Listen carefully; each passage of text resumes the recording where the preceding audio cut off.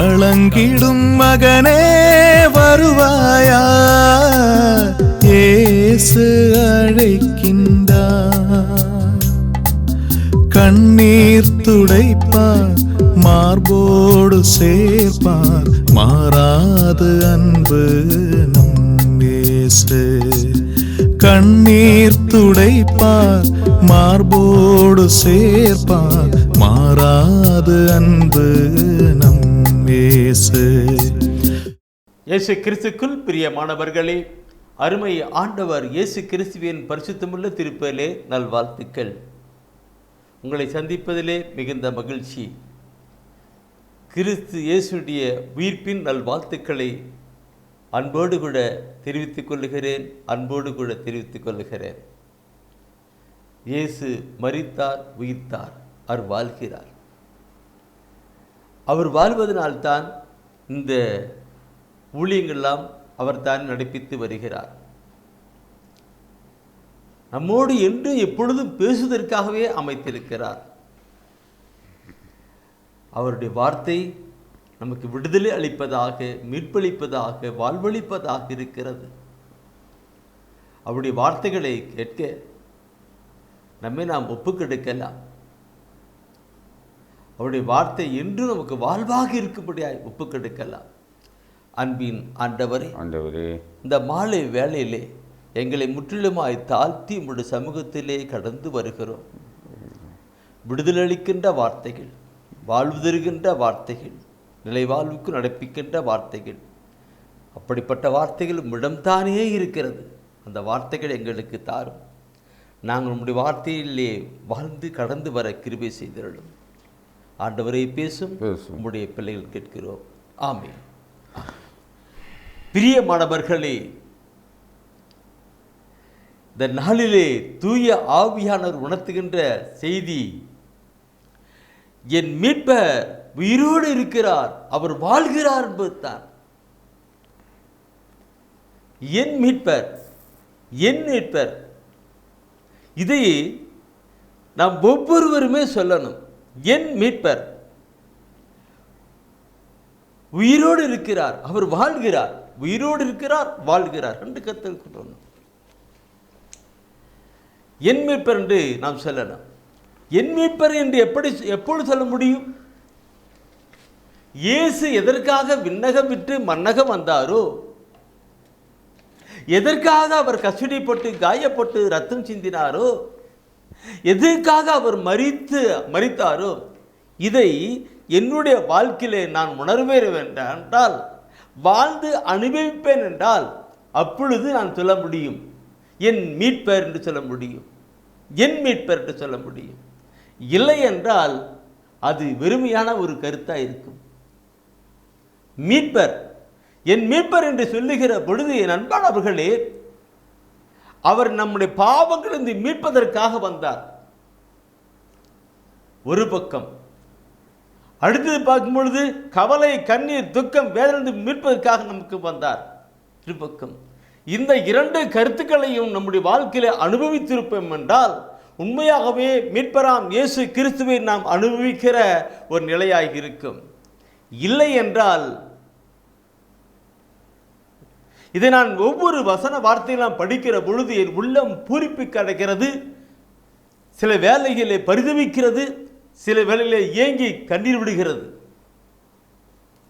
ரோமர் புத்தகத்திலே எடுத்து பாருங்கள். அங்கே ரோமர் புத்தகத்திலே 6ஆம் அதிகாரத்திலே அந்த மீட்பை பற்றி அழகாக சொல்லப்பட்டிருக்கிற வார்த்தைகள் உண்டு. நான் சொல்லுகின்ற இந்த வார்த்தைகள் உண்டு. மீட்பை பற்றி ரோமர் புத்தகத்திலே 6ஆம் அதிகாரத்திலே நீங்கள் நிறையா அப்படியே சொல்லப்பட்டிருக்கும். அது 10வது வசனத்தை தயவுசெய்து எடுத்து நீ படிக்கணும்னு கேட்குற. 10, 11 வசனத்தை அப்படி படிக்கலாம். அவர் இறந்தார், பாவத்தை ஒழிக்க ஒரே ஒரு முறை இறந்தார். இப்போது அவர் வாழ்கிறார், அவர் கடவுளுக்காகவே வாழ்கிறார். அவ்வாறு நீங்களும் பாவ வாழ்க்கையை பொறுத்தமட்டில் இறந்தவர்கள் கிறிஸ்து இயேசுவோடு கூட இணைந்து கடவுளுக்காக வாழ்கிறவர்கள் என்பதை எண்ணிக்கொள்ளுங்கள். கடவுளுக்காக வாழ்கிறவர்கள் எண்ணிக்கொள்ளுங்கள். என் அன்பானவர்களே, இந்த வசனத்தை சகோதரன் நிறுத்தி படித்தார். நீங்களும் வெள்ளெல்லாம் கை வச்சுட்டு இருப்பீங்க நினைக்கிறேன். ஏன்னா பைபிளில் நேரம் படிச்சுட்டு இருக்கேன். என்ன வார்த்தை சொல்லப்பட்டிருக்கிறது நீ பார்க்கிற பொழுது அங்கே சொல்லப்பட்டிருக்கிறது என்னன்னுக்கும், அதாவது அவர் இறந்தார், பாவத்தை ஒழிக்க ஒரே ஒரு முறை அவர் இப்பொழுது இருந்தார், வாழ்கிறார், அவர் கடவுளுக்காக வாழ்கிறார். அவ்வாறே நாமும் பாவத்தை பொறுத்தமட்டிலே இறந்தவர்களாக அவருக்காக வாழ்கிறவர்களாக இருக்கப்பட வேண்டும். அப்பொழுதுதான் மீட்பராம் இயேசு தந்தையாம் கடவுள் தன் ஒரே மகனை அனுப்பியதற்கு கருங்கிலா இருக்கும். ஆண்டவராக இயேசு கிறிஸ்து இந்த உலகத்திலே வந்து நமக்காக ரத்தம் சிந்தி உயிரை கொடுத்தது அர்த்தமாக இருக்கும். இல்லை என்றால் நம்முடைய வாழ்க்கை. என் அன்பானவர்களே, உலகத்தில் எத்தனையோ கோடி மக்கள் இருக்கிறார்கள். ஆனால் அவருக்காக தேர்ந்து கொள்ளப்பட்ட மக்கள் நீங்களும் நான் நம்மை போன்ற மக்கள் தான் இல்லைங்களா? நான் தேர்ந்து கொள்ளப்பட்ட இனம், நான் தேர்ந்து கொள்ளப்பட்ட மக்கள், என் சொந்த மக்கள் என்று சொல்லுகின்ற நிலையிலே வாழ்கிறவர்கள். நாம் சிந்தித்துக்கணும்.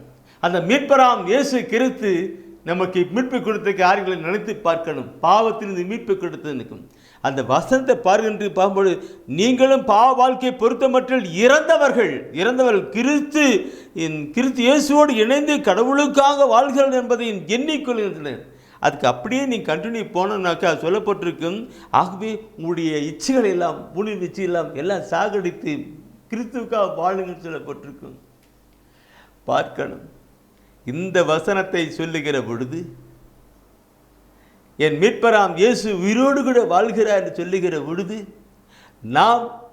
நாம் இந்த தவக்காலம் முடிந்து புதிய ஈஸ்டர் வந்து விட்டது இல்லைங்களா?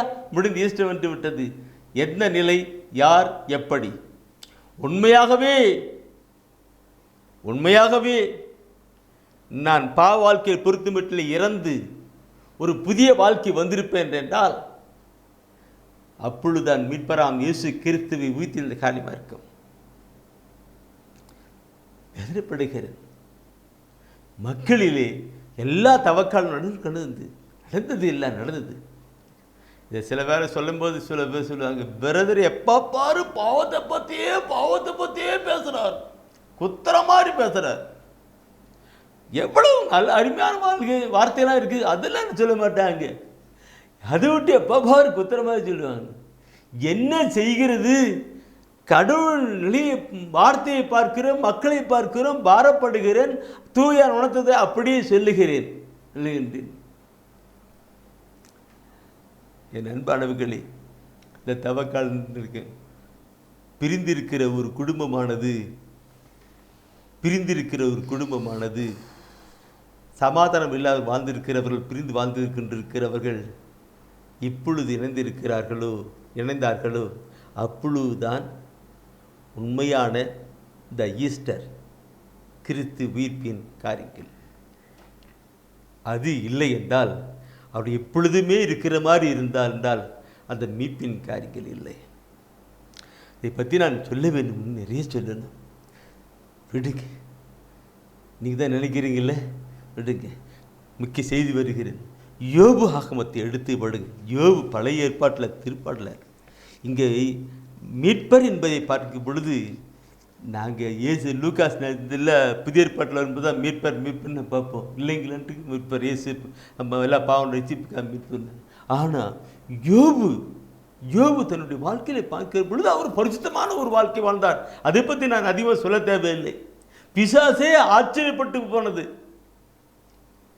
ஆண்டவர் சொல்றாரு, என்னுடைய மகன் நீதிமானா, யோபுவை பார்த்தாயா, அவரை போல உத்தமாக நீதியாக வாழ்கிற யாராவது உண்டா என்று சொல்லுகிற பொழுது அந்த பிசாசு சொல்லுகிற காரியங்கள் நமக்கு தெரியும். நீ அவரை பாதுகாத்து வந்துட்டு.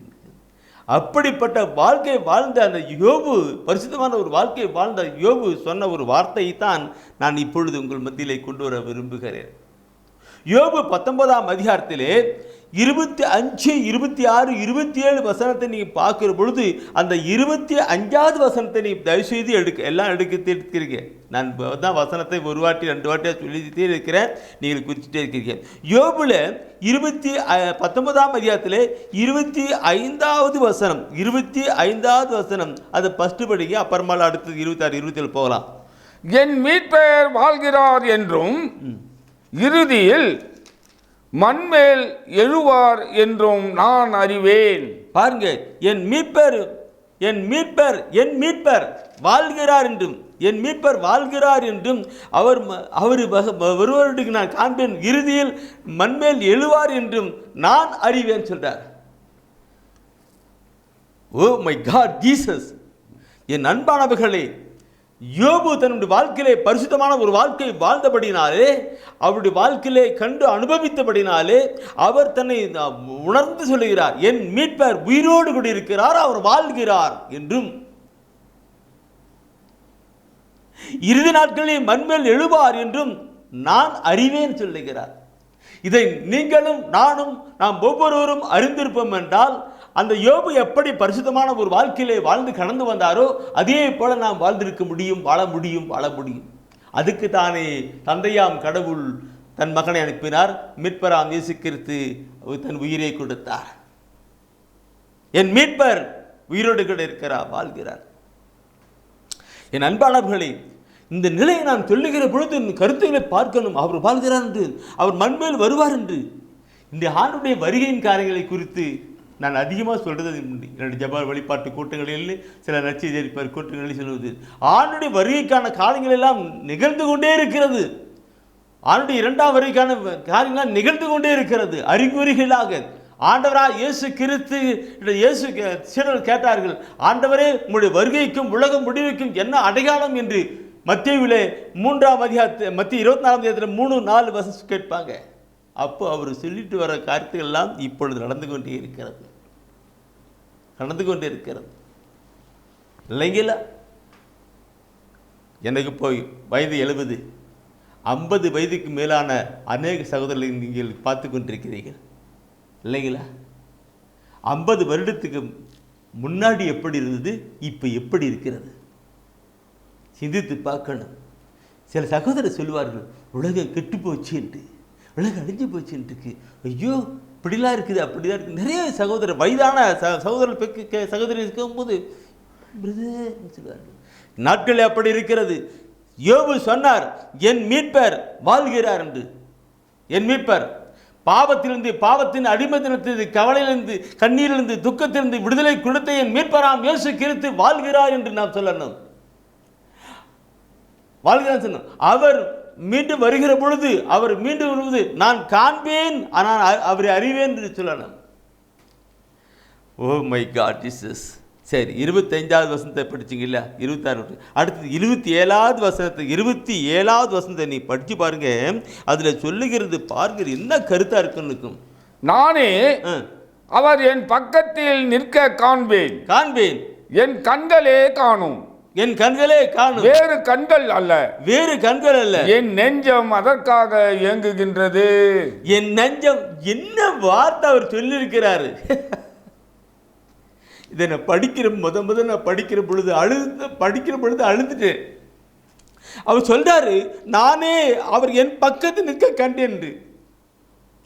ஆண்டவராகிய இயேசு கிறிஸ்து மரித்தார், உயிர்த்தார், விண்ணகம் சென்றார். அவர் மீண்டும் வருவார். அந்த நிலையை அவர் மீண்டும் வருவார். அவர் வருகிற பொழுது நான் எங்கே, எப்போது, எப்படி?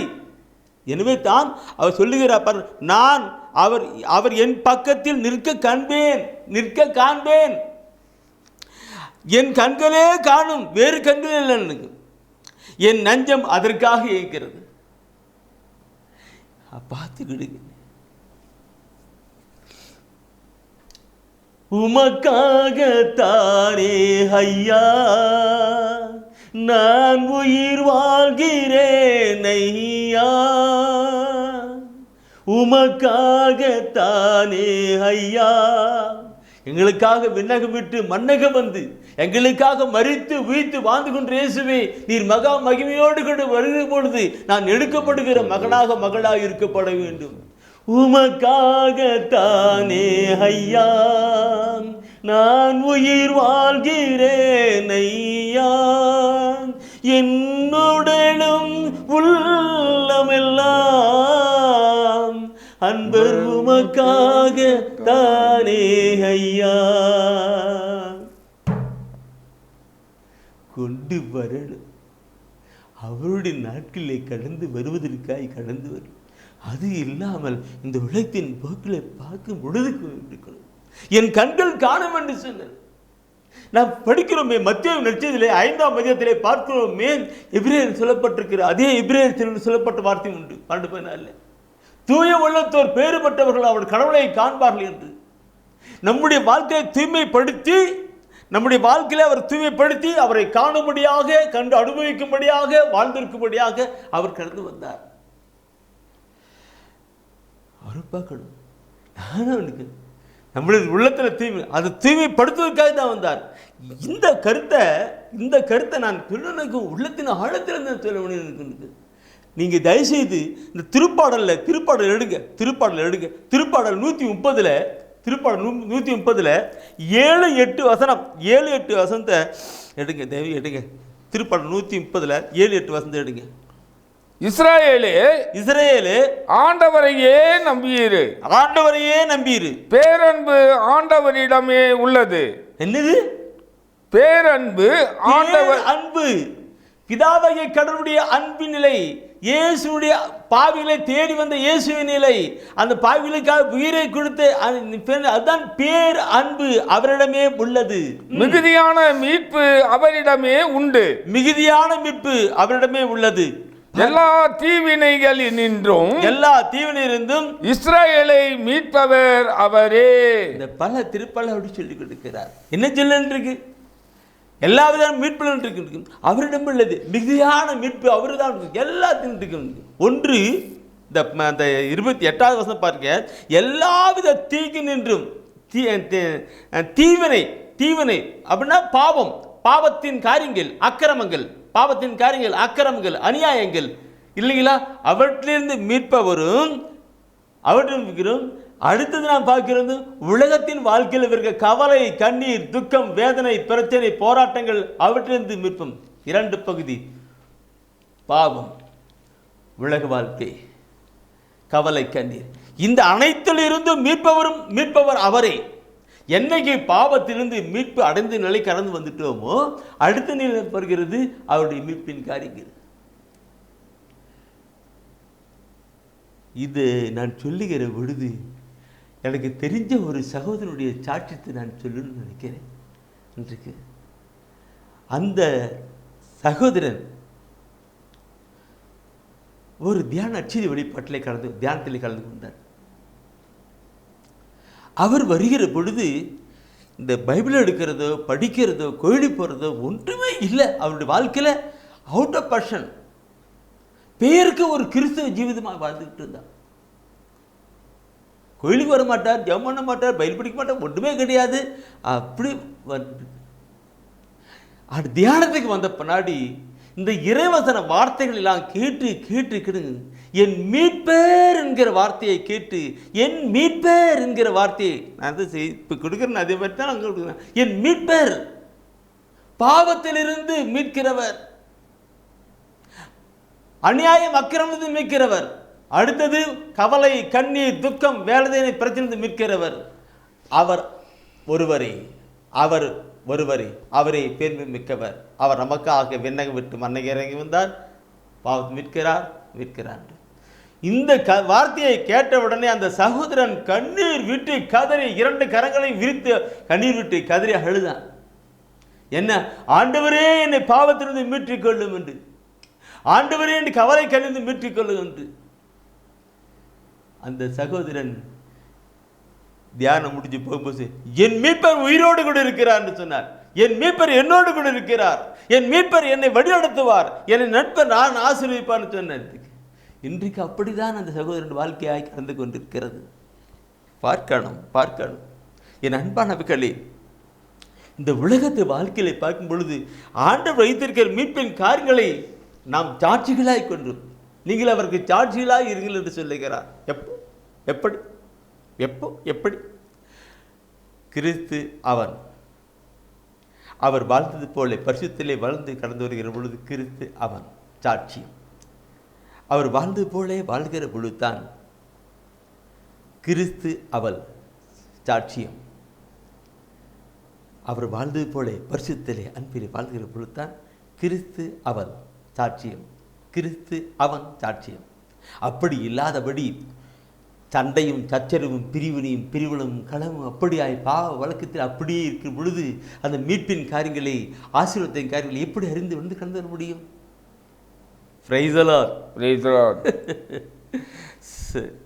என் அன்பானவர்களை இது நான் சொல்லுகிற பொழுது நிறைய சொல்ல வேண்டிய ஒரு கருத்து இருக்கிறது. சில இந்த என்னுடைய புத்தகத்திலே ஒரு சாட்சியம் போட்டு படிச்சுட்டு ஒரு அருட்சகோதரி அந்த வார்த்தையிலே படித்து என்ன தெரியுங்களா, ஒரு மற்ற சமயத்தை சார்ந்த ஒரு சகோதரி வந்தாங்க. மற்ற சமயத்தை சகோதரி அவர்களுக்கு அவருடைய வாழ்க்கையில் பல பிரச்சனை, இன்றைக்கு பல பிரச்சனை. அந்த சகோதரி இருக்கிற பொழுது ஒன்று இந்த அவங்க சமயத்தில் இந்த பாவதோஷம் பண்ணுறதுக்கு இதே செய்வாங்க, பாவதோஷம் பண்ணுறதுக்கு செய்வாங்க, பாவதோஷம் செய்வதுக்கு. அதே மாதிரி இந்த தேவையை சந்திக்க வேறு செய்வாங்க. இப்படிலாம் பல செஞ்சு செஞ்சு அவர்கள் தோற்று போனார்கள். ஒன்றுமே ரிலீஸ் ஆகலை. இல்லை அது அப்போது நான் அந்த சகோதரி என்கிட்ட வந்தாங்க, யாரோ சொல்லி கேட்டுட்டு வந்தாங்க. நான் அந்த சகோதரி கிட்ட நல்லா படித்தவங்க தான், அவங்க படித்தவங்கன்னா டீச்சராக இருக்கிறாங்க. வாயிலிட்டு அவங்ககிட்ட சிஸ்டர் இந்த திருத்தூர் பண்ணி என்னன்னு எடுத்துகிட்டு அவங்களுக்கு தெரியாது, பைபிள் பண்ண தெரியாதுல்ல, 4ஆம் அதிகாரத்தில் எடுத்து 12வது எடுத்து அந்த சகோதரிக்கிட்ட சகோதரி இந்த வார்த்தையை படிங்கன்னு சொல்லி அந்த 4:12 அவங்கள்ட்ட காட்டினேன். அது என்ன சொல்லுகிறது? திருத்தப்படி 4ஆம் அதிகாரம் 12ஆம் வசனம், இவராலே அன்றி வேறு எவராலும் மீட்பு இல்லை, வேறு எவராலும் மீட்பு இல்லை. ஏனென்றால் நாம் மீட்பு பெறுமாறு வானத்தின் கீழ் மனிதரிடையே இவரது பெயரே அன்றி வேறு எந்த பெயரும் கொடுக்கப்படவில்லை. வேற எந்த பெயரும் என்ன பண்ணுகிட்டீங்க? அப்படி பண்ணுங்க. இந்த வார்த்தை அந்த சகோதரி படிச்ச உடனே அந்த சகோதரி ஒரு கத்துனாங்க பாருங்க, சத்தம் போட்டு கத்துனாங்க, ஓ இயேசுவேன்னு கத்துட்டானுருக்கு டீச்சர். அப்படியே ஓ இயேசுவேன்னு கத்துனாங்க. அந்த இயேசுன்னு நான் சொன்னேன், கண்டிப்பாக விடுதலை பிரச்சனை போராட்டம் எல்லா பாத்திரம் விட்டு சொல்லிட்டு அன்னிட்டு இருந்துக்கு கேட்டுக்கொண்டிருக்கிற என் அன்பான சாமி, என் மீட்பர் உயிரோடு கூட இருக்கிறார், என் மீட்பர் வாழ்கிறார், என் மீட்பர் என்னை பாவத்தின் அடிமைத்திலிருந்து மீட்ட என் மீட்பர், கவலை கண்ணீர் துக்கம் வேதனை பிரச்சனை மீட்ட என் மீட்பர் உயிரோடு கூட இருக்கிறார், அவர் வாழ்கிறார் என்று நாம் உள்ளத்திலே விசுவாசத்தை கடந்து வருகிற பொழுது உண்மையாகவே மீட்பின் ஆசீர்வாதத்தை பெற்று அனுபவிக்கிற மக்களாக இருக்க முடியும். அது நான் தினத்திலே சில நிகழ்ச்சியிலே சொல்லிக் கொடுத்தேன். சொல்லுங்க, இந்த உயிர்ப்பின் நாட்கள் எப்படி நாம் கடந்து வந்தோம் பார்த்தோம். சரி இருக்கட்டும். என் அன்பானவர்களை பார்க்கணும், என் மீட்பர் உயிரோடு கொண்டு இருக்கிறார், வாழ்கிறார் என்று. அந்த வாழ்கிற ஆண்டவர் நமக்கு கொடுக்கிற மீட்பின் ஆசீர்வாதத்தை குறித்து நாம் பார்க்கும் பொழுது யோபு அந்த காலத்திலே பழைய காலத்திலே அப்படி சொல்லியிருக்கிறார் இல்லைங்களா? யோபுல 19ஆம் அதிகாரத்திலே 24-25 வசனத்தை அப்படி நாம் பார்த்தோம்.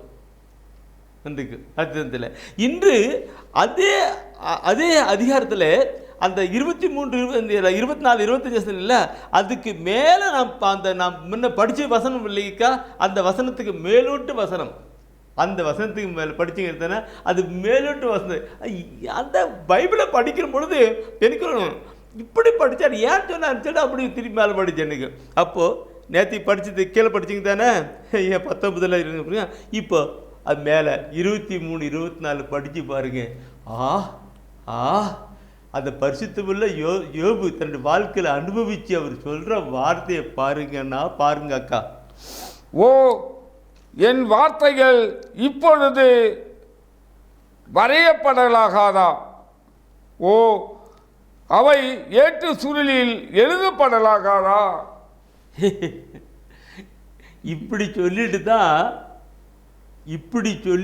தான் அடுத்தது என் மீட்பர் உயிரோடு கூட இருக்கிறார் வாழ்கிறார்னு சொன்னார். என் மீட்பர் உயிரோடு கூட இருக்கிறார் வாழ்கிறார். அதை நம்ம 25 பார்த்தோம். என் மீட்பர் உயிரோடு கூட வாழ்க்கை இறுதி நாட்களில் அவர் நான் அவரை காண்பேன், பார்ப்பேன், அவர் என் வலப்பக்கம் இருப்பார்னு சொன்னார். இதை அதில் ஓ என் வார்த்தைகள் இப்பொழுது வரையப்படலாகாதா, வேற்றுச்சில் எழுதப்படலாகாதா சொல்றார். கருத்துக்களை பார்க்கும் பொழுது ஆழமான கருத்துக்கள். அடுத்த வசந்த நீ பார்க்கும்போது என்ன சொல்றாரு? அடுத்த வசந்த வாசிக்கும் பொழுது இரும்பு கருவியாலும் ஈயத்தாலும் என்றென்றும் அவை பாறையில் பொறிக்கப்பட வேண்டும். என்றென்றும் அது பாறையிலே பொறிக்கப்பட வேண்டும். என் வார்த்தைகள் இப்பொழுது வரையப்படலாகாத அடுத்து அது என்ன இரும்பு கருவியில் அடிச்சு பாறையில் எழுதிக்கணும். அவர் என்ன வார்த்தை சொன்னாரு? என் மீட்பர் உயிரோடு இருக்கிறார் வாழ்கிறார். இறுதி நாட்களிலே அவர் என்னை எடுத்துக்கொள்வார், அவர் நான் காண்பேன், அவர் வலப்பக்கம் இருப்பேன், என் வலப்பக்கம் இருப்பார். இதை எழுதி வையும் சொன்னார். என் நண்பர்களே, அந்த யோபுடைய வாழ்க்கையிலே இப்படிப்பட்ட உள் உணர்வுகள் எப்படி அமைந்தது? அவர் பரிசுத்திலே கடந்து வருவதனால்தான் கடந்து முடிந்தது. அதனால்தான் நேற்று தினத்திலே நாம் படித்தோம் அல்லவா? ரோமர் புத்தகத்திலே 6ஆம் அதிகாரத்திலே படிக்கிற பொழுது 6ஆம் அதிகாரத்திலே அந்த 10-11 எல்லாவற்றையும் விட்டு அந்த நிலையில பாவத்தெல்லாம் ஒழிச்சிட்டு ஒரு புதிய அவரோடு கூட இணைந்து வாழ்கிற நிலையிலே கடந்து வாங்க சொல்லப்பட்டிருக்கிறது. உலகத்தின் நிலையெல்லாம் மாற்றிட்டு கொண்டு நேற்று சொன்னேன். அப்பொழுதுதான் அதை நாம் அனுபவிக்க முடியும். எனக்கு இந்த வார்த்தைகளை சொல்லுகிற பொழுது நிறைய கருத்துக்கள் தூயாவின் உந்தி கொண்டு போகிற கருத்துக்கள், நிறைய கருத்துக்கள். என் அன்பானவர்களே, அந்த அவர் நினைச்ச என்னென்ன சொல்ற என் வார்த்தைகள் என் மீட்பர் வாழ்கிறார் உயிரோடு கொண்டிருக்கிறார் வார்த்தைகள் எந்த நிலையில எப்படியெல்லாம் வந்திருக்குன்னு நினைச்சுனாக்க சொன்னார் இல்லைங்களா? அவர் வருகிற பொழுது நான் அவர் பார்ப்பேன். இதுக்கு திருப்பாடலில் 16ஆம் அதிகாரத்தில் 10வது வசனம் ஒரு வார்த்தை சொல்லியிருக்கோம். அவருக்கு அவர் என்ன உணர்ந்துக்குவான்? திருப்பாடல் 16:10 நான் சொல்லப்பட்டிருக்குன்னாக்க, என்னை பாதாளத்தில் ஒப்புவிக்க மாட்டேன், படுகொலையிலே விட மாட்டேன். அது சொல்ல குறிச்சுக்கிட்டுங்க, படிக்க வேண்டாம். அது என்ன சொல்லப்பட்டிருக்கு?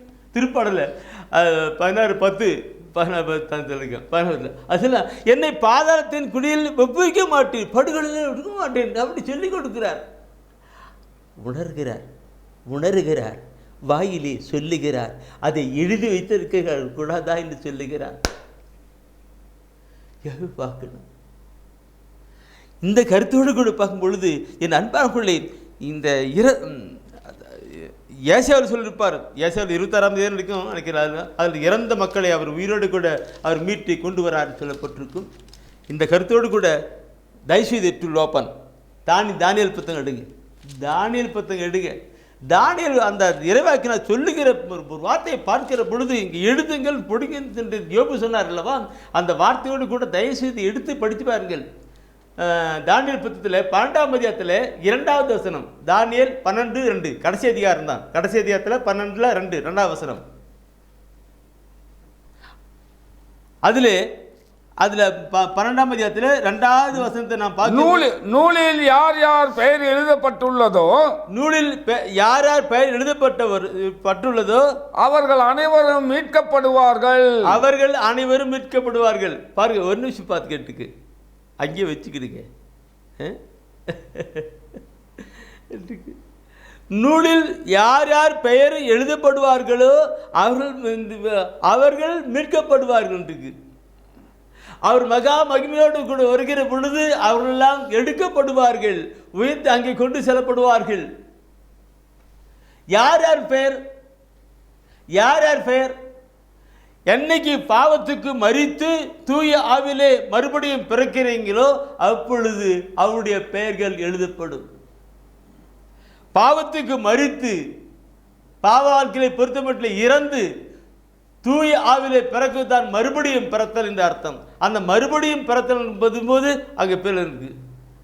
இன்னைக்கு ஞானஸ்தானத்தில் போய்க்கிற பொழுது அங்கே ஞானஸ்தானம் கொடுத்த பொண்ணு பேர் எழுதுறாங்க. அதே போல ஆண்டவரும் பாவத்துக்கு மரித்து தூய ஆவிலே மறுபடியும் புதிய ஒரு மனிதனாக மகனாக கடவுளுடைய ஆவியால் பிறக்கிற ஒரு மனிதனுக்கு அவர் அங்கே எழுதி வைக்கிறார். இவர்களை ரட்சிக்கப்பட்டார், அவர்கள் மீட்கப்படுவார்கள்.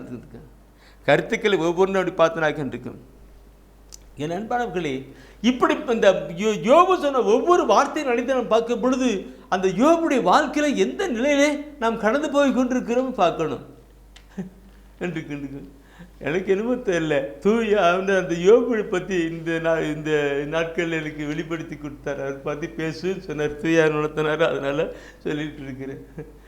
யோபை பற்றி பார்க்கும் பொழுது இப்படி தான் யாருக்குன்னு எது காலத்தில் இருக்க போகிறாங்க இல்லைங்களா? சரி, இதை நான் பார்க்கும் பொழுது என்ன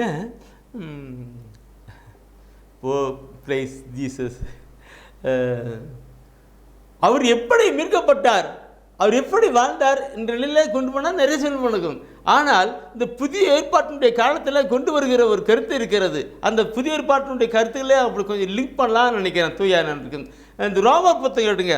ரோமர் புத்தகம் எடுக்கும் பொழுது 10ஆம் அதிகாரத்தில் 8வது வசனம் சொல்லப்பட்டிருக்கும். 10ஆம் அதிகாரத்தில் ரோமர் புத்தகம் 10ஆம் அதிகாரத்தில் 8வது வசனம் சொல்லப்பட்டிருக்கும்.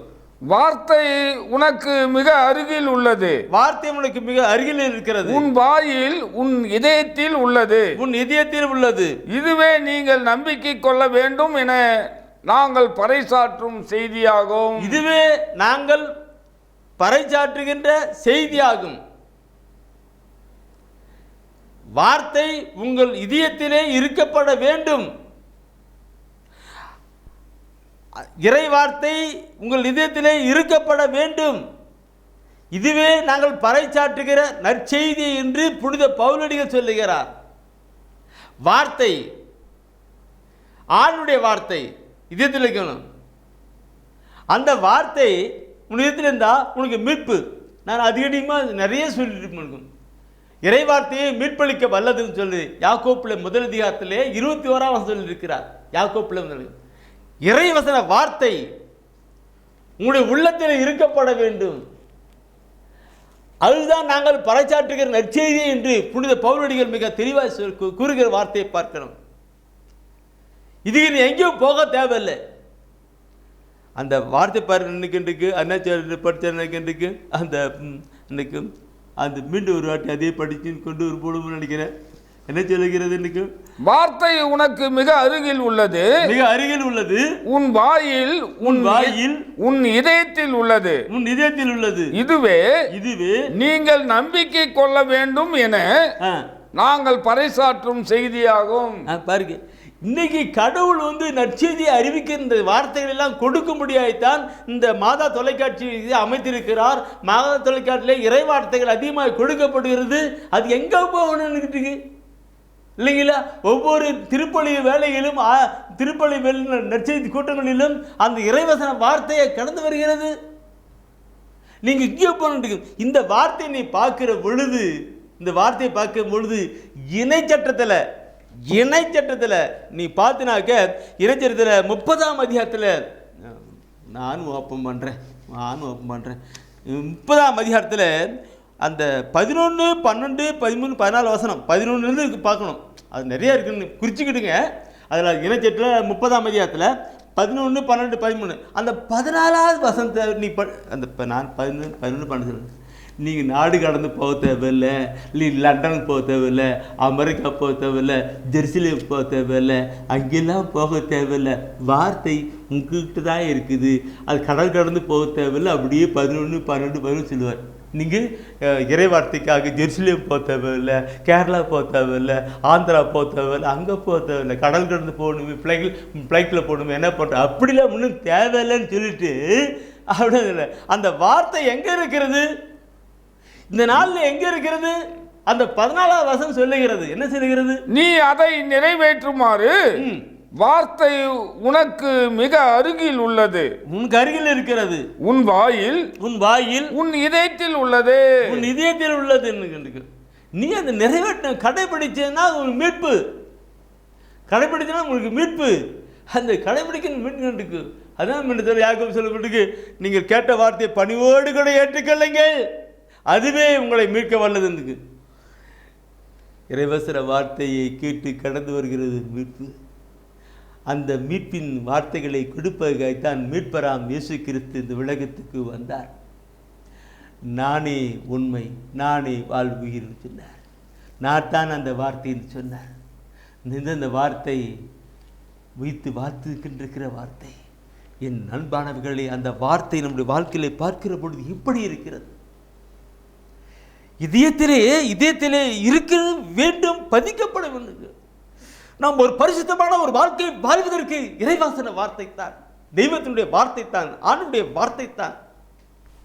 இன்னைக்கு நாம் பார்க்கிறோம், அது இல்லாத ஒரு நிலையிலே ஓடி இல்லாத ஒரு வாழ்க்கையை வாழ்ந்துகிட்டு இருக்கிறோம். மை லார்ட் ஜீசஸ் இந்த சொல்லுகிற பொழுது அந்த பரிசுத்தத்துக்காக என்ன, நீ நாடு கடந்து கடந்து போக தேவையில்லை, அது உன்கிட்டே உன் பக்கமே இருக்கிறது, உங்கள் பங்குல இருக்கிறது, உங்கள் கோவில் இருக்கிறது, உங்கள் பைபிள் இது உங்களுடைய நற்செய்தி கூட்டத்தை தியான கூட்டத்தில் இருக்கிறது, உன்னை அதில் எடுத்து உன் உள்ளத்தை கொண்டு வான்னு சொல்லுகிற, அப்படியே கொண்டு வரார். என்ன எரேமியா புத்தகம் எடுங்க, எரேமியா புத்தகத்தில் எடுத்து அந்த கடவுள் சொல்லுகிற பாருங்க, 31 33வது வசனம் நினைக்கிறேன், 31 கரெக்டாக 31 33 வசனம்.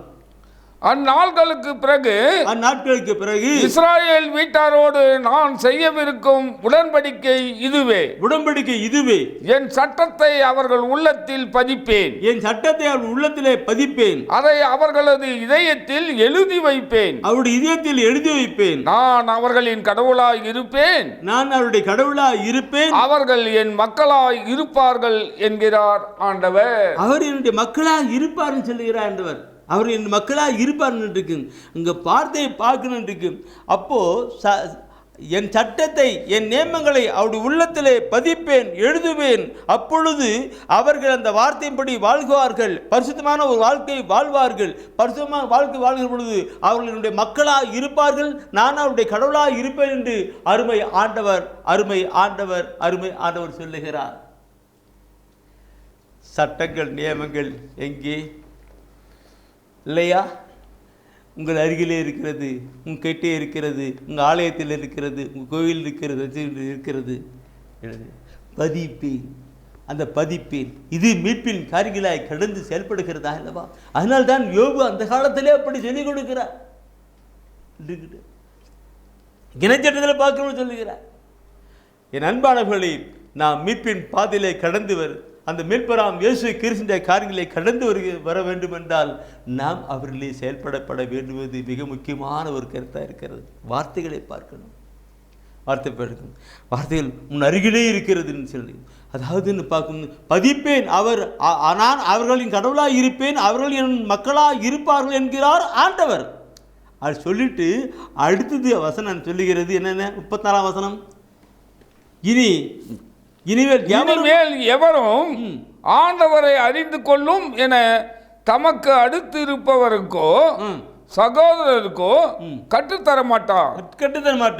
ஏனெனில் அவர்களுள் பெரியோர் முதல் சிறியோர் வரை அனைவரும் என்னை அறிந்து கொள்வர் என்கிறார் ஆண்டவர். எல்லாம் என்னை அறிந்து கொள்வார் என்கிறார் ஆண்டவர். பார்த்து எல்லாரும் அறிந்துவார். அவர்களது தீச்செயல்களை நான் மன்னித்து விட்டேன், அவருடைய பாவங்களை இனிமேல் நினைவுக்கு வர மாட்டேன். ஹெல்லாம் ஹவுட், இந்த வார்த்தை வந்த பின்னாடி ஹெல்லாம் ஹவுட், இனி அவர்கள் கடைபிடிப்பார்கள், வாழ்வார்கள், என் மக்களா இருப்பார்கள் என்று அருமை ஆண்டவர் சொல்லுகிறார். எரேமியாவில் 31, 33 and 34 என்ன வார்த்தைகள், எப்படிப்பட்ட வார்த்தைகள்! நினச்சி பாருங்க அக்கா. ஆனால் நம்முடைய மக்களில் இது எடுக்கலை, கொண்டு வரல, எங்கேயோ பார்த்து கொண்டு வரல, எடுக்கலை. நீ அங்கேயும் நாடு கடந்து போக தேவையில்லை, அங்கேயே இருக்கிறது எடு படி. இன்னைக்கு வீட்டில் பைபிள் இருக்குது, ஆனால் பைபிள் தொட மாட்டாங்க, படிக்க மாட்டாங்க. எல்லாரும் சொல்ல வரல, எல்லாரும் சொல்ல வரல, இருக்கிறார்கள். ஆனால் அநேகம் குறைவானத்தான் படிக்குது, அதிகமாக படிக்குது. ஓ ஆண்டவரே, தூய் ஆவியானவர். சரி, முன்ன ரோமர் 10ஆம் அதிகாரத்தில் 8வது வசனம் படிச்சு தரணுமா? 8வது வசனம் படிச்சுக்கலாம். அந்த 8வது வசனத்தை படிச்சு பின்னாடி 8வது வசனம் பின்னாடி அந்த 9வது வசனத்தை முன்ன 8வது படிச்சு முடிச்சுக்க. 9வது வசனம் படிங்க. அந்த 9வது படிக்க என்ன சொல்லுது? ஏனெனில் இயேசு ஆண்டவர் என வாயார அறிக்கையிட்டு இறந்த அவரை கடவுள் உயிர்த்தெழ செய்தார் என நீங்கள் உள்ளூர நம்பினால் மீட்பு பெறுவீர்கள். என் மீட்பர் உயிரோடு கூட இருக்கிறார், வாழ்கிறார். மீட்பர் பாவத்திலிருந்து மீட்பவர், கவலை, கண்ணீர், துக்கம், வேதனை, பிரச்சனை மீட்கிறவர், உயிரோடு கூட வாழ்கிறார். அது எப்படி சொல்றாரு? இப்படி பவுல் சொல்ற பாருங்க, உள்ளத்தில் விசுவசித்து வாயிலே அறிக்கையிடுகிறவர்கள் மீட்பு பெறுவார்கள். உள்ளத்திலே விசுவசித்து வாயிலே அறிக்கையிடுகிறவர்கள் மீட்பு பெறுவார்கள். என் அன்பானவர்களே, சென்ற வாரத்திலே நான் ஒரு செய்தியை கொடுத்தேன், சிலுவையின் மேன்மை குறித்து செய்தி கொடுத்தேன். அந்த செய்தியின் கடைசி நாட்களிலே கொடுக்கிற பொழுது, அந்த சிலுவை மேன்மை பற்றி நான் சொல்லுகிற பொழுது, இந்த பிசாசு அகன்று போகிறது குறித்து நான் சொன்னேன். அது குறித்து ஒரு நபர், சகோதரர், அது யாருன்னு தெரியல, நான் கேட்கல, அவரு பிரதர், இந்த பிசாசு இயேசு உயிரோடு இருக்கு சொல்லாதா? சொல்லாது. இயேசுவை ஆண்டவர் சொல்லும், இயேசு மரித்தார்னு சொல்லும், ஆனால் உயிர்த்தார் என்று பிசாசு சொல்லாது. ஏன்? அவர் சிலுவையிலே வெற்றி சிறந்தார், அதனால அங்கே பிசாசு சொல்லாதுன்னு சொன்ன. அந்த சகோதரனுக்கு ரொம்ப இருக்கும். அவர் கேட்டு ஏதோ நல்ல ஆன்மீகமாக நல்ல விசுவாசமாக இருக்கிற. இது நான் ஏன் சொல்கிறேன்? பெரும்பாலானவர்களே, இயேசு ஆண்டவர் என்று உள்ளத்திலே விசுவசித்து வாயில அறிக்கையிடுகிற பொழுது மீட்பு, விடுதலை, இந்த நம்முடைய பாவத்திலிருந்து விடுதலை, கவலை. இந்த நிலையை உணராம இன்றைக்கு மக்கள் எங்கேயோ எதிர்நிலையில வேதனையும் சோதனையும் வாழ்ந்து கொண்டிருப்பது எப்படி? ஏன்? என் மீட்பர் உயிரோடு கூட இருக்கிறார், வாழ்கிறார் என்று யோபு சொன்னது போல, இன்று நாம் உள்ளத்திலே விசுவசித்து வாயிலே அறிக்கையிட்டு சொல்லுகிற பொழுது நம்முடைய வாழ்க்கையில் இருக்கிற பிரச்சனை, போராட்டம், கவலை அனைத்திலிருந்து விடுதலை கிடைக்கிறதா இருக்கிறது. அனைத்திலிருந்து விடுதலை கிடைக்கிறார். தொடர்ந்து நாம் இந்த கருத்தில் நாம் சிந்திக்கத்தை கடந்து வரணும். ஆண்டவரை கடந்து வரணும் சகோதரமே, நம்முடைய வாழ்க்கையில் அவர் அனுபவிக்கணும் சகோதரமே. என் மீட்பர் அந்த சேனலில் என் மீட்பர் உயிரோடு கிடைக்கிற வாழ்கிறான் இருக்கு. அந்த மீட்பராம் இயேசு கிறிஸ்து விண்ணகம் விட்டு மண்ணகம் வந்தார், பாவிகளை தேடி வந்தார். அன்னை மரியாதை அதுக்காக மீட்பரை கொடுத்தார். அஞ்சாதே என்னும் திருவாக்கு அடியனை திரு அஞ்சாதே என்று பார்க்கிற பொழுது, என் அன்பானவர்களே, இந்த பொல்லாத உலக வாழ்க்கையிலே ஒவ்வொருவருக்கும் நமக்கு பயம் பயம் பயம் பயம் வந்துட்டே இருக்கும். அஞ்சாதே, ஆண்டவர் சொல்லுகிறார், அஞ்சாதே, பயப்படாது சொல்லுகிறார். நான் வாழ்க்கையில் பார்க்க என்னைக்கு என் இயேசு ஆண்டவர் அவர் மரித்தார், உயிர்த்தார், வாழ்ந்து கொண்டிருக்கிறார் என்று உள்ளத்தில் விசுவசிக்கிற பொழுது விடுதலை, மீட்பு நான் பார்த்தணும். நேற்று தினத்தில் பார்க்கிற பொழுது நினைக்கும். அதில் என்ன சொல்லப்பட்டிருக்குது? உள்ளூர நம்புவர்கள் மீட்பு பெறார்கள், வாயார அறிக்கையிடுகிறவர்கள் அந்த மீட்பின் ஆசீர்வாதம் பெற்றவர். உள்ளூர நம்பி வாயார அறிக்கையிடுகள், உள்ளூர நம்பி வாயார அறிக்கையிடுகள் மீட்பு பெறார்கள். இயேசு ஆண்டவர் மரித்தார். இந்த கருத்தை நான் சொல்லுகிற பொழுது நண்பர்களே, நாம் ஒவ்வொரு நாளும் ஒவ்வொரு நேரமும் இதை கொண்டு வரணும். இதை கொண்டு வரும் பொழுது நம்முடைய வாழ்க்கையிலே சரியான காரியம் இருக்கும். யாரும் தவறு அளிக்கூடாது, தூயார் உணர்த்துறது சொல்லிருக்கு. தெய்வீக திருப்பலியிலே திருப்பலி அப்பத்தை எடுத்து முடிச்ச உடனே அடுத்த ரசத்தை முடிச்ச உடனே ஒரு வார்த்தை சொல்லுவார்கள். என்ன சொல்லுவார்கள்? என்னன்றைக்கு இது விசுவாசத்தின் மறைப்பொருள், இது நம்பிக்கையின் மறைப்பொருள்னு சொல்லுவாங்க. அப்போ நம்ம எல்லாரும் சொல்ற வார்த்தை என்ன? ஆண்டவரே தேவரீர் நீர் வருமளவும் உம்முடைய மரணத்தை அறிக்கை எடுக்கிறோம், உம்முடைய உயிர்ப்பையும் எடுத்து உரைக்கிறோம். அதான் சொல்றோம். எல்லாம் தலையாட்டுறீங்க, ஓகே, தலையாட்டினாவே சரிதான். ஆண்டவரே தேவரே நீ வருமளவும் மரணத்தை அறிக்கை எடுக்கிறோம், உம்முடைய உயிர்ப்பையும் மரணத்தை அறிக்கை எடுக்கிறோம், உயிர்ப்பை எடுத்துரைக்கிறோம். இன்னைக்கு இந்த கருத்தை சிந்தித்து செயல்பட்டால் எத்தனையோ நிலைகள் உண்டு. எஸ், மரித்த ஆண்டவரே வந்து உயிர்த்தெழுதை அறிக்கை எடுக்கிறோம். அந்த அறிக்கை யார் விடுறாங்க? உண்மையாகவே திருப்பலி இல்லை. தேவரி வருமளவும் மரணத்தை அறிக்கை எடுக்கின்றோம், உயிர்ப்பையும் உடைய இறப்பையும் உயிர்ப்பை எடுத்துரைக்கிறோம். சொல்லணும் எடுத்துரைக்க சொல்லணும். சரி, அதெல்லாம் விடுங்க, அது சொல்ல நிற்கும். ஆனால் அடுத்து விடுப்பாங்க. இந்த மீட்பின் காரியங்களை கொண்டு போகிற பொழுது வாழ்க்கையில கடந்து வருகிற ஒரு கருத்தை நான் சொல்ல வருகிறேன். எபிரேயர் திருமுகத்தை எடுத்துங்க. நான் யோபு சொன்னார்லவா, அந்த யோபு சொன்னது வரை அப்படியே கடந்து வந்து வார்த்தையை பண்ணுங்க. இந்த பைபிளை கடைசி பதில் கொண்டு வரும்போது எபிரேயரில் பார்க்கிற பொழுது அங்கே 7ஆம் அதிகாரத்தில் 25வது வசனத்தில் ஒரு கருத்தை அங்கே சொல்லிருக்கிறார். அது என்ன? தம் வழியாக கடவுளிடம் வருபவரை அவர் முற்றும் மீட்க வல்லவராய் இருக்கிறார். முற்றிலும் மீட்க வல்லவராய் இருக்கிறார். அவர்களுக்காக பரிந்து பேசுவதற்கென என்றுமே உயிர் வாழ்கிறார். மீட்பர் உயிர் வாழ்கிறார். என்றுமே உயிர் வாழ்கிறார். மீட்பர் உயிர் வாழ்கிறார்னு நாம் பார்க்கிறோம். Price the Lord. பார்க்கிறோம். தம்படியா கடலிடம் வருபவரை முற்றும் மீட்க வல்லவராய் இருக்கிறார். முற்றும் மீட்க வல்லவராக இருக்க. இந்த முற்றும் மீட்கிறாக்க நான் திரும்பி சொல்ல தேவையில்லை. எனக்கு பாவத்திலிருந்து, நோயிலிருந்து, பிசாசிலிருந்து, கவலையிலிருந்து, எல்லாவற்றிலிருந்தும் முற்றும் மீட்க எல்லாவற்றையும் மீட்க முற்றும் மீட்க வல்லவராக இருக்கிறார். ஏதோ கொஞ்சம் கையை பிடிச்சி அப்புறம் விட்டுறது கையை அப்படி இல்லை, முற்றிலும் மீட்க வேண்டியதாக இருக்காங்க. அவர் நம்பினார்கள் ஒரு பொழுதும் கைவிடப்பட்டதில்லை.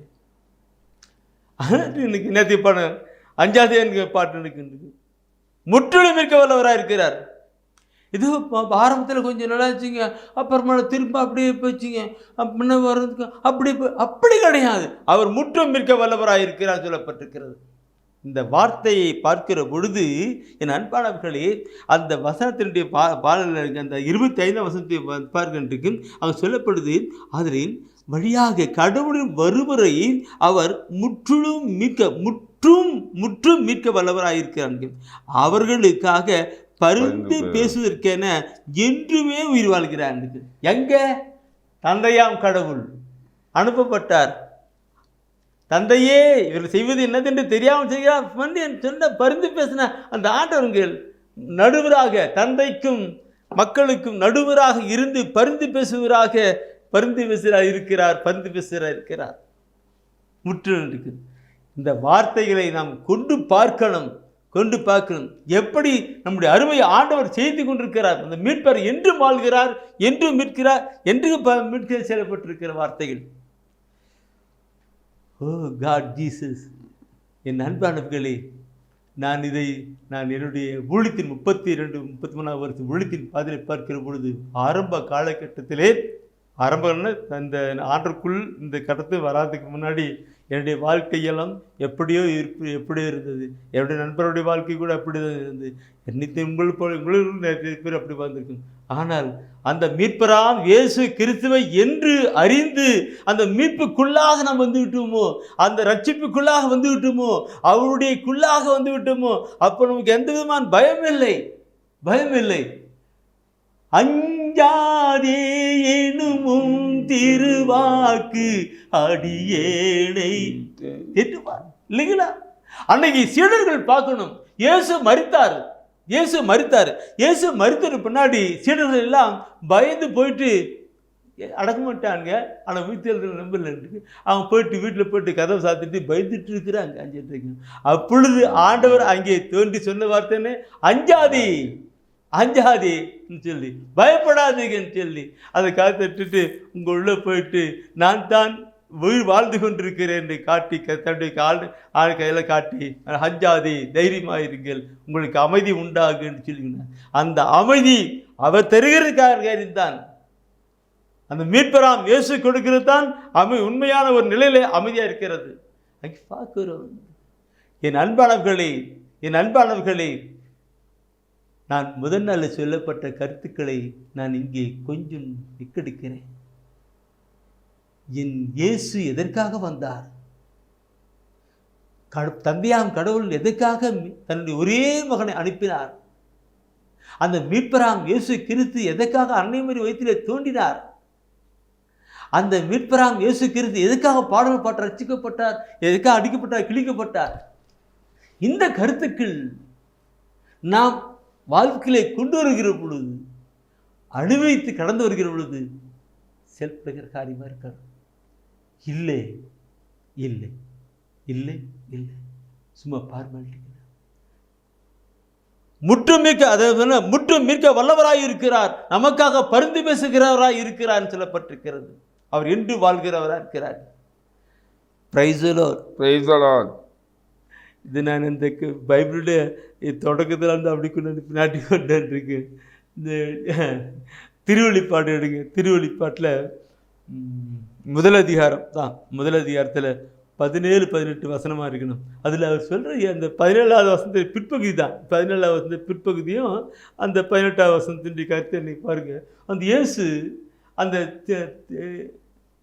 யோவானுக்கு தரிசனமாகி சொல்கிறார்.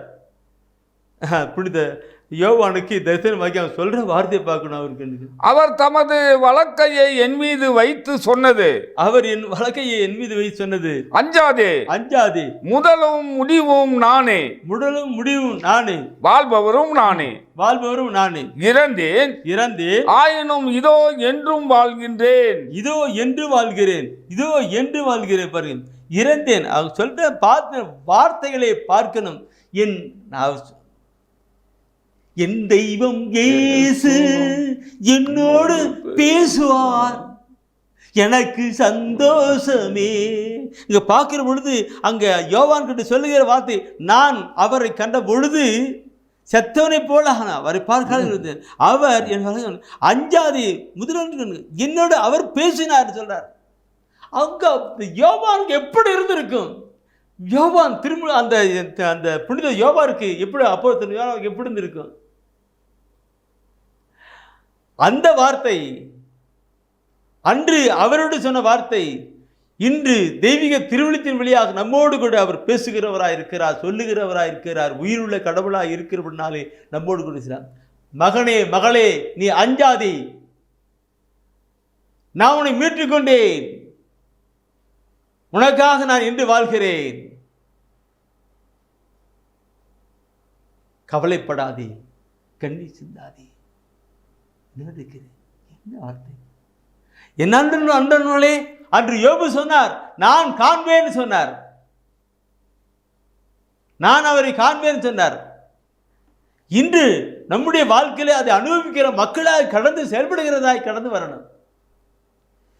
ஓ மை லார்ட் ஜீசஸ்,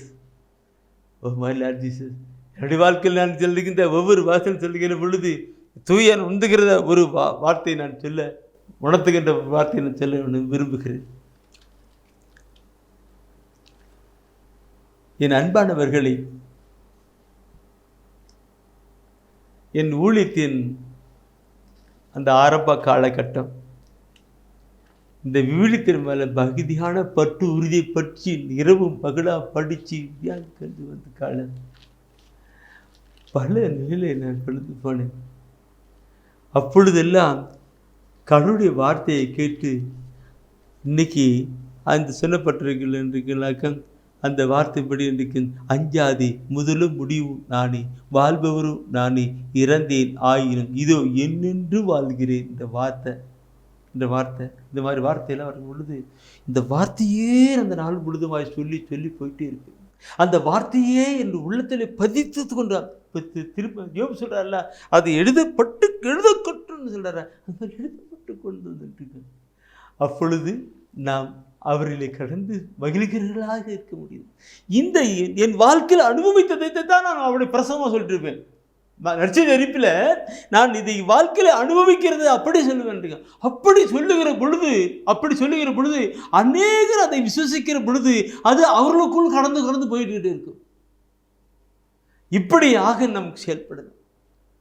அதுதான் திருவிருந்தில் பார்க்கிற பொழுது, ஆண்டவரே தேவரே வருமளவு முடிய இறப்பை உயிர் தெழுதலை அறிவிப்பேன். அப்படி அறிவிக்கும் பொழுது நான் அவரை அறிவிக்கிற போது அது உலகம் எங்கு போயிட்டு இருக்கும். அது உலகத்தின் மீட்பரை பற்றி அறிகின்ற காரியமாக போயிட்டு இருக்கும். அது இல்லாத நிலையை பார்க்கணும். அது இல்லாத நிலை எப்படி இருக்க முடியும்? அது இல்லாத இருக்கின்றது. Praise the Lord, Praise the Lord. Praise the Lord. என் ஒவ்வொரு வார்த்தைகளும் தன் ஒன்றுக்கும் இந்த வார்த்தையை நான் சொல்லி கொண்டு வருகிற பொழுது தூயாவின் உணர்த்துகின்ற ஒரு நிலை தான் மீண்டும் அந்த ரோமர் 10 சொல்லப்பட்ட வார்த்தையை நான் கொண்டு வந்து அந்த 10வது வசனம், ரோமர் 10 10வது வசனத்தை சொல்லி அது கீழே நான் சொல்லி வருகிறேன். அன்பானவர்களே, என்னன்னா இன்னைக்கு நிறைய மக்கள் நிறைய நிலை போயிட்டு இருக்கிறாங்க. 18 அந்த 11வது 10ஆம் நிலை படித்தவனுக்கு உள்ளுர நம்புவோர் மீட்பு பெறுவர், உள்ளத்தில் நம்பி விசுவாசத்தை அறிக்கிறவர் மீட்பு பெறுவார் ரோமர் 10 சொல்லப்பட்டிருக்கும் இல்லைங்களா? 10 9 10 வசனத்தை படிச்சிங்க. அதே நிலையில் இருப்பாங்க. அது கீழே படிச்சவங்க 11 12 படிச்சு பாருங்க என்ன சொல்லிட்டு இருக்கு. ஏனெனில் அவர் மீது நம்பிக்கை கொண்டோர் வெட்கத்திற்கு உள்ளாக மாட்டார் என்பது மறைநூல் கூற்று. இதில் யூதர் என்றோ கிரேக்கர் என்றோ வேறுபாடு இல்லை. அனைவருக்கும் ஆண்டவர் ஒருவரே. அவரை நோக்கி மன்றாடுகிற யாவருக்கும் அவர் அளவற்ற நலன்களை பொழிகிறார். திருத்துதர் பணியில் 4ஆம் அதிகாரத்தில் 12ஆம் வசனம் படிச்சிங்கல்லவா, அந்த வார்த்தை இங்கே ஜாயின் பண்ணிங்க. அது ஜாயின் கொண்டு வாங்க. எப்படி இருக்கு என் அன்பானவர்களே? நான் இந்த கருத்தை நான் சொல்ல வந்தேன். என்ன சொல்லியிருக்கேன்? நான் வாழ்கிற பகுதியெல்லாம் மற்ற சமயத்து மக்கள் வாழ்கிற பகுதி, அப்போது அவர்களுக்கு இந்த மாதிரி வார்த்தையெல்லாம் எடுத்து சொல்லுது. நீங்கள் நம்பனா கேட்டா உள்ளத்தில் நம்புங்க, வேற ஒன்றும் தேவையில்லை, உள்ளத்தில் நம்புங்க. அவங்க மற்ற சமயத்தை நம்புங்க. அதனால நீங்கள் உள்ளத்தில் நம்புங்க. இயேசுவே ஆண்டவர், இயேசு மரித்தார், வாழ்கிறார் நம்புங்க.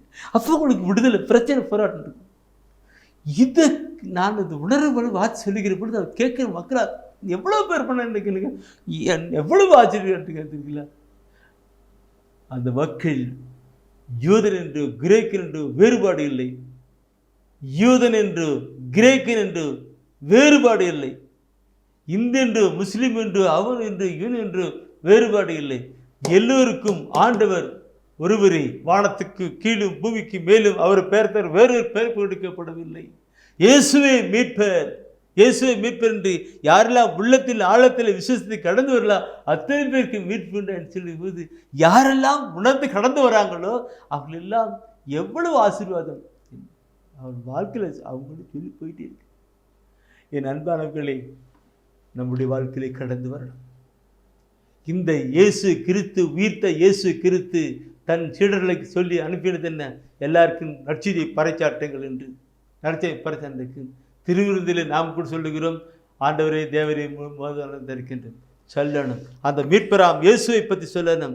எல்லா மக்களுக்கும் மீட்பர் ஒருவரே என்று சொல்லணும். பாவத்தின் அனுபவத்தை கவலை கணிந்து விடுதலை கொடுக்கிறவர் அவரே என்று சொல்லணும். தன்னுடைய எல்லா நிலையிலும் அவர் நம்புவர்கள் ஒரு நாள் வெக்கப்பட்டு போவது என்று சொல்லணும்.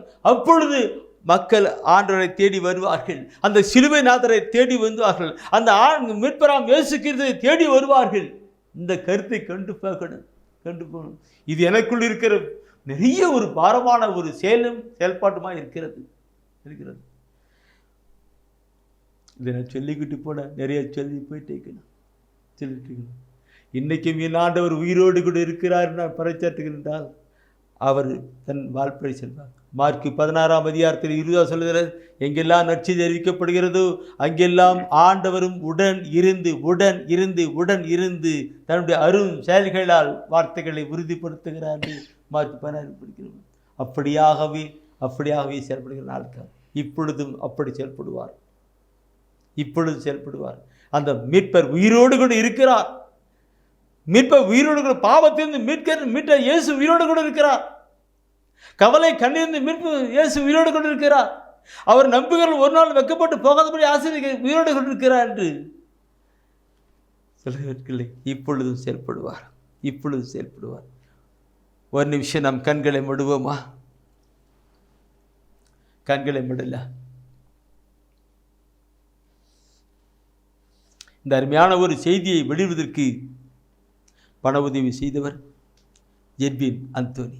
கடவுள் அவரை ஆசீர்வதித்திருக்கிறார். அவரும் குடும்பத்தாரும் தொடர்ந்து ஆண்டுடைய கிருபையினாலே நடத்தப்படணும். கண்களை மூடுவோம். அன்பானவர்களே, உங்களுடைய விசுவாச கண்களை திறங்க, மனக்கண்களை திறங்க. புறக்கண்களை மூடி விசுவாச கண்களை திறங்க, மனக்கண்களை திறங்க. உங்களுக்கு முன்பாக மரித்து உயிர்த்த இயேசு கிறிஸ்து அந்த தோமையாருக்கு முன்னாடி வந்து இயேசு கிறிஸ்து இருக்கிறத நினைச்சு பாருங்க. அவரே எல்லாவற்றுக்கும் மீட்பு, முற்றிலும் மீட்பு, தீவினைக்கும் மீட்பு, எல்லாவற்றுக்கும் மீட்பு அவரே. உயிரிழந்து இருக்கிறவர் அவரே. பாடியது போல அப்படியா? இயேசுவே நீரே என் மீட்பு. அப்படியே கொண்டு வாங்க. கண்களை மூடுங்க, கரங்களை தூயன் உந்துகிறதா அப்படி கொண்டு வாங்க. இயேசுவே நீரே என் மீட்பு, நீரே என் வழி, நீரே உண்மை, உயிராய் உள்ளவரே, உயிராய் உள்ளவரே. ஆயிரம் சோதனை என்னை சூழ்ந்தாலும் அச்சம் எனக்கில்லையே. அஞ்சாதே எனும் திருவாக்கு அடியேனை தேற்றும், அடியேனை தேற்றும். அப்படி இரண்டு கரங்களை நெஞ்சு மேல வைங்க, நெஞ்சு மேல வைங்க. இந்த இதயத்துக்குள்ளே எத்தனை மனபாரங்கள், கவலைகள், கண்ணீர்கள், எதிர்பார்ப்புகள், தேவைகள், சுமை சுமந்து சோர்ந்திருப்பவர்கள் எல்லாரும் வாங்க சொன்னார் இயேசு. மனசிலே பல விதமான பாரங்களோடு கண்ணீரோடு கூட இருக்கிற அன்பு சகோதரமே, உள்ளத்தில் இருக்கிறதெல்லாம் அவரிடம் அப்படியே சொல்லுங்க. அவரே மீட்பாராக இருக்கிறார். இயேசுவே நீரே என் மீட்பு, நீரே என் வழி, நீரே உண்மை, உயிராய் உள்ளவரே. என்னோடு கூட இணைந்து எல்லோரும் அப்படியே பாடுங்க, எளிமையான பாடுதான். இயேசுவே நீரே என் மீட்பு. அன்பான ஆண்டவர், இந்த மாலை வேளையில் பலவிதமான சுமைகளோடு கூட நம்மிடம் வந்திருக்கிறார்கள். சுமை சுமந்து சோர்ந்திருப்பவர்களே, வருத்தப்பட்டு பாரம் சுமப்பவர்களே, எல்லோரும் என்ற பாருங்கள் சொன்னீரே. அவர்கள் இதயத்து மேலே கைகளை வைத்திருக்கிறார்கள்.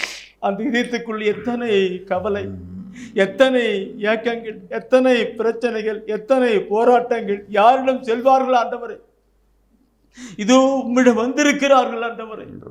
இதுக்கெல்லாம் மீட்பு கொடுக்கிறவர் நீர் ஒருவரே ஆண்டவர். அதுக்காகத்தானே விண்ணகம் இருந்து மன்னகம் வந்தி ஆண்டவரே. இந்த காரியத்திலே மீட்பு தாங்க.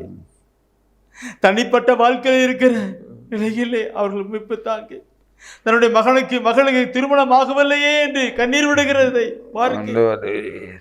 என் மகனுக்கு குழந்தை பாக்கியம் இல்லையே என்று கண்ணீர் விடுகிற பெற்றோரை பாருங்க. எனக்கு கர்ப்பம் ஆசிரிக்கப்படவில்லை, நான் எத்தனையோ மருத்துவமனைக்கு சென்றேன், என் குழந்தை பாக்கியம் இல்லை என்று கண்ணீர் விடுகின்ற பிள்ளைகளை பாருங்க. நீர் ஒருவரே மருத்துவர், நீர் ஒருவரே தெய்வீக மருத்துவர், மருத்துவரை உருவாக்கினவர் நீரே ஆண்டவரே. அந்த ஒவ்வொருவரும் தொட்டு சுகமாக்கின என் தேவனே, இப்பொழுதும் அவருடைய தொட்டு ஆசீர்வதியும், அவருடைய கண்ணீர்களை துடைப்பீராக, அவருடைய கவலைகளை மாற்றுவீராக, அவருடைய வேதனை பிரச்சனைகளை மாற்றுவீராக. இயேசுவே நீர் மீட்பர், மீட்பர், மீட்பர், நீ உயிரோடு கூட இருக்கிறீர், வாழ்கிறீர் என்று அவர் உள்ளத்திலே விசுவசித்து அறிக்கையிட்டு மகிமைப்படுத்த கிருபை செய்யும். ஒவ்வொரு நாள் திருப்பலியிலும் இயேசுவே ஆண்டவர் மரித்தார் அறிக்கையிட சொல்கிறோம். உண்மையாகவே அவர்கள் அறிக்கையிடட்டும். ஒப்ப கடத்தை நான் ஜெபிக்கிறேன். நோயோடு கூட இருக்கிறவர்கள் சுகம் பெறட்டும், வியாதியின் படுக்கையில் இருக்கிறவர்கள் எழும்பட்டும், முடவர்கள் நடக்கவும், குருடர்கள் பார்க்கவும், செவிடர்கள் கேட்கவும் செய்த என் இயேசுவே, இப்பொழுதும் அதே காரியங்கள் நடக்கட்டும். ஒவ்வொருவரின் தொட்டு சுகமாக்கின என் தேவனை இப்பொழுது செயல்பட்டும். என் மீட்பர் உயிரோடு இருக்கிறார், என் மீட்பர் வாழ்கிறார், அவர் என்னை அஞ்சாதே கலங்காதே என்று சொன்ன வார்த்தை என் உள்ளத்திலே கடந்து சென்று எனக்கு உறுதியும் மகிழ்ச்சியும் தந்தது என்று எல்லோரும் பறைசாற்றட்டும். நீர் அப்படியே செய்ய போறதுக்காய், நீர் அப்படியே செய்து உம்முடைய வார்த்தையை உறுதிப்படுத்துவதற்காய் நன்றி செலுத்துகிறோம், நன்றி செலுத்துகிறோம். இயேசு கிறிஸ்துவின் மூலம் பிதாவே, ஆமீன், ஆமீன்.